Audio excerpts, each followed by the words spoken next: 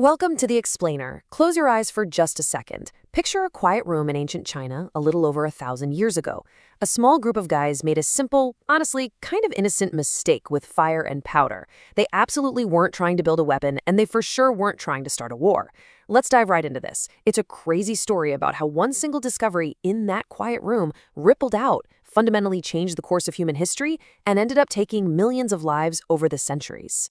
Now, think about the supreme irony here. The men in that room, they weren't soldiers, they weren't kings looking to conquer new lands.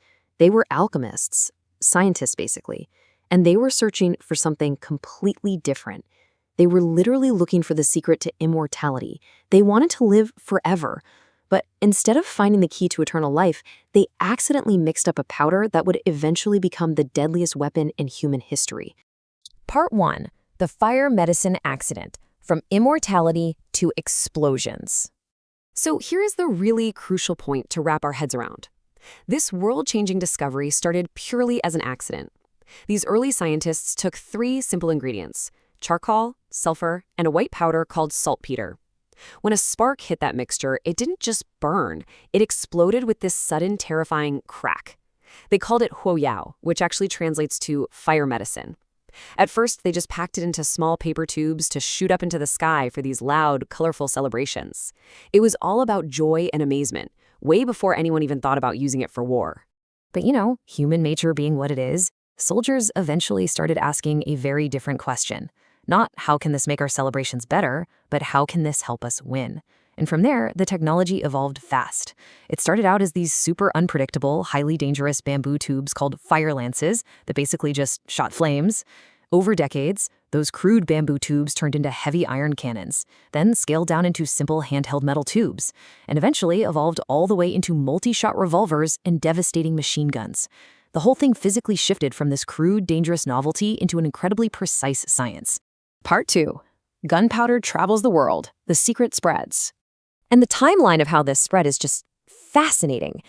Gunpowder made its way along the Great Silk Road, traveling across deserts and over ancient mountains. Arab traders were actually among the very first to really study it, test it out, and write down exactly how powerful it was. By the 13th century, that explosive knowledge had leaked into Europe. There was this curious monk named Roger Bacon who quietly documented the dangerous recipe in his journals. He wrote about it really carefully, almost as if he was terrified of what he had actually uncovered. But, as we know, a secret that powerful just couldn't be contained. Part 3.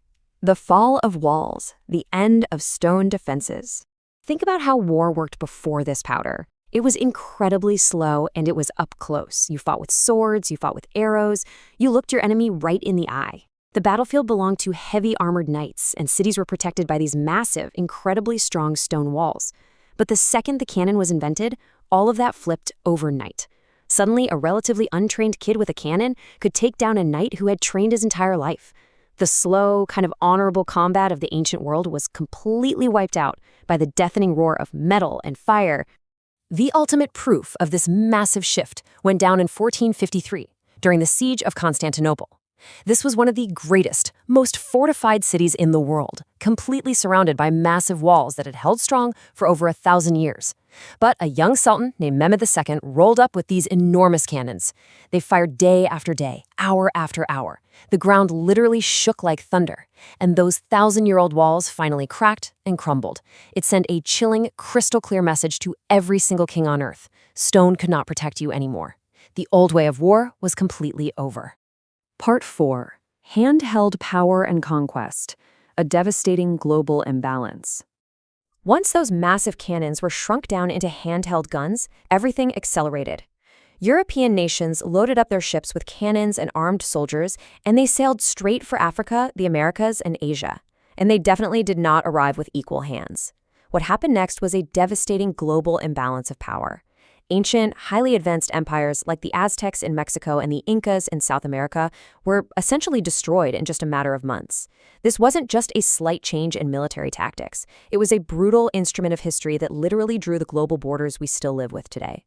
Part 5. The industrialization of war, machines and mass destruction. Before the 1800s, every single gun was made slowly, by hand, by a skilled craftsman. But then the Industrial Revolution hit. Factories and machines took over. Suddenly, guns could be mass-produced. They were cheaper, they were built faster, and they were perfectly identical. A real game changer here was a guy named Samuel Colt, who invented the revolver. Imagine that, a gun you could shoot 6 times without having to stop and reload.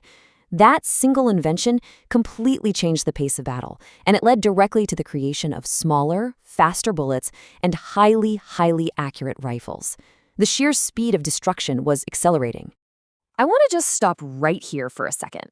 Let's really try to feel the weight of this number. 1 million. By World War I, the invention of the machine gun, which was this terrifying weapon capable of firing hundreds of bullets every single minute, had turned war into something completely unrecognizable. At the Battle of the Somme alone, more than 1 million men were killed or wounded in just a few short months. You had millions of soldiers trapped in muddy trenches, completely pinned down by a relentless storm of machine gun fire. And then, the 20th century saw an even more terrifying escalation. By World War II, the gun wasn't just on the ground anymore, it was up in the skies on fighter planes, it was crossing the oceans on massive battleships. And then, at the very end of that war, in 1945, something even more devastating appeared. The atomic bomb, dropped on Hiroshima and Nagasaki. Now, obviously, that's not a gun, but it was the absolute climax of this exact same human journey, that relentless driving desire to create the ultimate weapon. It proved to the world that there was literally no limit to how far this dark road could go. Part 6. The Modern Gun Conundrum. Living with what we created. Today, the scale of what started in that tiny Chinese room is almost impossible to comprehend. Experts estimate there are 1 billion guns on Earth right now. Think about that. That's roughly 1 gun for every 8 people walking the planet. When you look at our incredibly complex modern reality, the spectrum is just vast. On one end of things, you have these insanely advanced military weapons guided by supercomputers and space satellites.